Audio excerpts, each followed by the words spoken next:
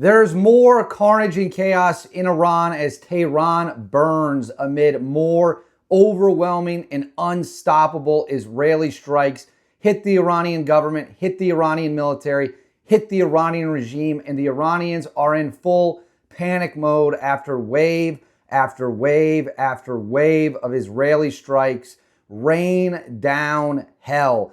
This is absolutely incredible. We are only a few days into the war, and it seems like there's absolutely nothing Iran can do to stop the flow of Israeli jets all over its airspace. We're going to get into the latest updates, but before we do, as always, please make sure to like and subscribe. Comment with your thoughts on how you think the war is going below. Make sure to hit that bell so you never ever miss a video. You're going to get all the updates. You'll have more information than anyone else on YouTube. I don't want you guys to miss a thing because this is a rapidly developing situation.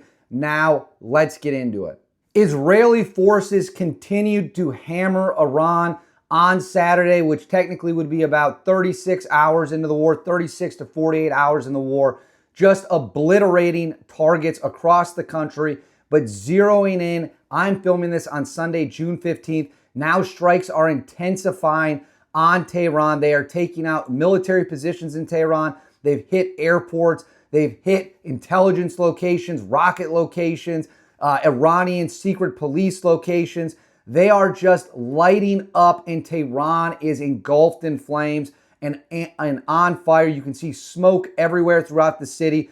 This is quite frankly unbelievable. There are reports out there that text messages from Iranian leadership has leaked, and they are scrambling. They do not understand how their air defenses were defeated so quickly, essentially never being able to engage the Israeli jets.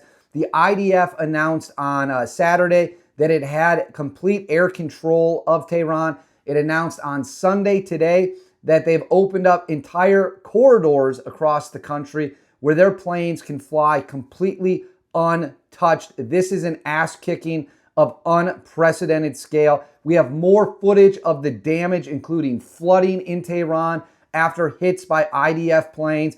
This is so lopsided, it's almost comical at this point. But why don't we go ahead and roll the footage of the strikes, the latest damage. This is in Tehran specifically. You are going to see a bunch of targets that have been absolutely waxed and greased. They are gone. Let's roll the footage right now.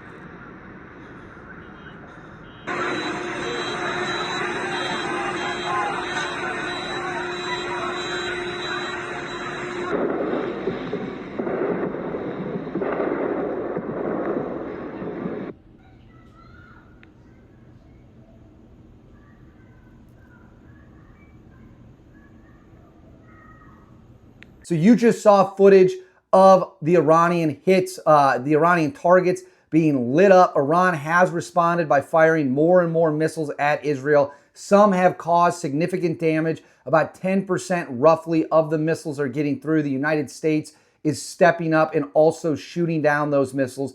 But a very fascinating video surfaced. And it was a video of an airport outside Tehran that had been closed down to commercial flights. But leaders and families of Iranian leadership were seen fleeing to the airport to get on private jets. 20 private jets took off as people flee the country. The families of the rich, families of the powerful, families of the government and military leaders, they are running for their lives as the Iranian military can do literally nothing to stop the Israelis from just coming in and crushing them over and over again. Let's roll that airport footage right now.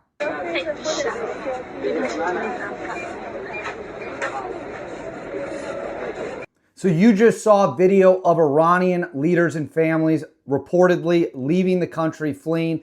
And to tell you how dire the situation is and how scared members of the ruling elite in Iran are, I'm going to throw this on the screen for you right here. They're already trying to negotiate for asylum in other countries. This says Iran International has obtained information indicating that Ali Ashgar Hejazi, Deputy Chief of Staff to Iranian Supreme Leader Ali Khamenei, is in negotiations with Russian officials to secure a potential exit from Iran for himself and his family if the situation deteriorates in Tehran, because of course they're getting absolutely shellacked.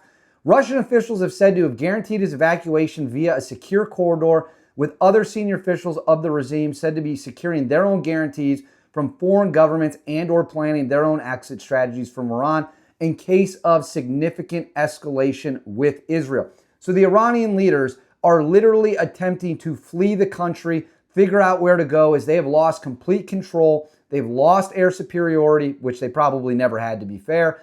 And Israeli jets are just rolling through the air unstopped. So what comes next? Where do we go from here? Will the United States get involved? Let's talk about all that right now. I've said it before and I'll say it again. The Iranians talked a ton of shit.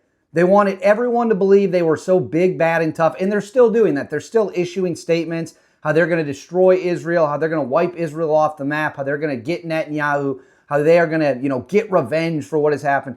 They talked all this shit for decades, and when it finally came time to grab a gun and Roger up and do something, they got their asses handed to them. They have been humiliated. Losing air superiority of an entire country in 36 to 48 hours is unbelievable. This is one of the most humiliating and embarrassing opening stages of a war we have ever seen. At this point, what Iran has left is ballistic missiles that are hidden, that they will continue to try to rain down on Israel, which they have had some hits. I'm not going to lie to you and say they haven't. Some of those missiles have gotten through. People have died. People in Israel have been killed. They've been seriously injured. Apartment complexes have been hit. Homes have been destroyed. So Iran has inflicted a little pain on Israel, but it is nothing compared to what Israel has done to Iran. And we know that because Israeli leaders aren't fleeing. They're not running for their lives, right? They're not packing their bags and rushing to the airport. And right now, we don't even know where much of the Iranian leadership is. And you got to think the Ayatollah thinks there's a missile with his name on it if they find him, because this appears to be a decapitation level strike. They are crippling Iran's nuclear capabilities. They are crippling their military, their intelligence apparatus. They're killing scientists. They've wiped out the military command. And now the question is, will the United States get involved? Will the United States drop the hammer? Specifically at Fordo, the underground facility, you would need the GBU-57 and B-2 stealth bombers, which of course is a 30,000-pound bunker buster, the GBU-57. It appears from indications, even though the U.S. has said, we probably don't want to get involved, all indications now point that the United States will likely take that facility out once Iran has crippled the rest of the country. I'm not going to say it's guaranteed, but that appears to be the case. So that is where we are at right now. That is where we are at. This is total domination. This is ass whooping on a level that I really didn't even think is possible. And I'll be the first one to say I thought Iran would put up a better fight. They have not. They have been dismantled, destroyed, whatever you want. Now all eyes are on, will America get involved? Will America hit Fordo, the underground enrichment facility? We will see. Comment with your thoughts below. Make sure to like and subscribe. Hit the bell so you never miss a video. And as always, I'll catch you all next time with the new updates.